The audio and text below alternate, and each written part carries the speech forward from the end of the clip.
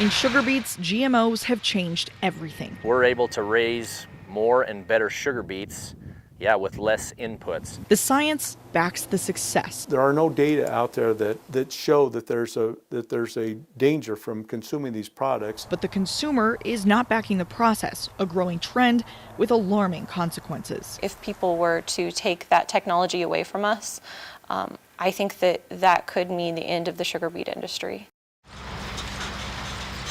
When it gets to the factory, we want it to look like this. You could say sugar beet sugar runs through the blood of Luke Adams. Well, I grew up a sugar beet farmer. My parents have grown sugar beets. So I'm second generation sugar beet farmer, third generation farmer here in Idaho. He's seen the changes in growing firsthand. From irrigation to GPS harvesting, it's all helped his job get easier. But nothing has helped quite like the genetically modified seed.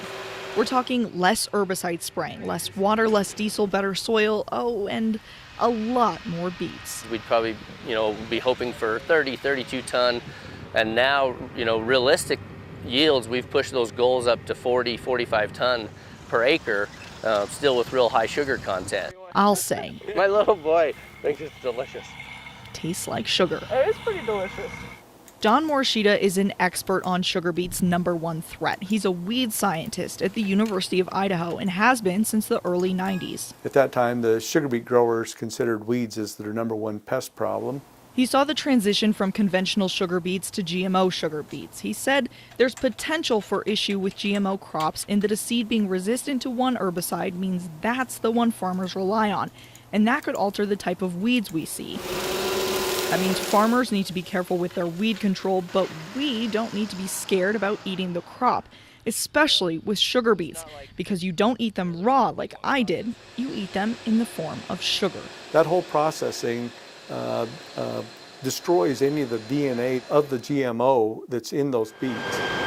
That brings us to Amalgamated Sugar, one of the Magic Valley's largest employers. All the sugar beet fields that you see, and all of them in southern Idaho, any beet field that you see, those sugar beets are going to go to Amalgamated Sugar. The factory manager showed me where the beets become sugar that both the company and the researchers say is molecularly identical to any other kind.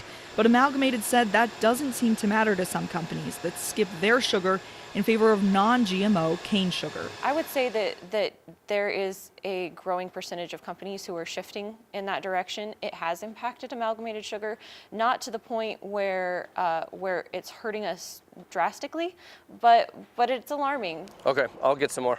Thanks, Oscar. If the market demands it, Luke Adams said he'd go back to conventional sugar beets, but most growers wouldn't. It's just part of our, way of life, but it would be a significant challenge to basically go back and take steps backwards as far as our sustainability, our efficiency, and it would be a really difficult thing to do as a farm. And then the knife is what's taken the crown off. So instead, he's working to educate, inviting people to ask him questions about how GMOs have impacted him and how that impacts us, the consumer. And then when they go to the grocery store, they know if they reach for, a bag of white satin sugar, they know that, we are looking out for the consumer and would only, produce a safe, healthy product.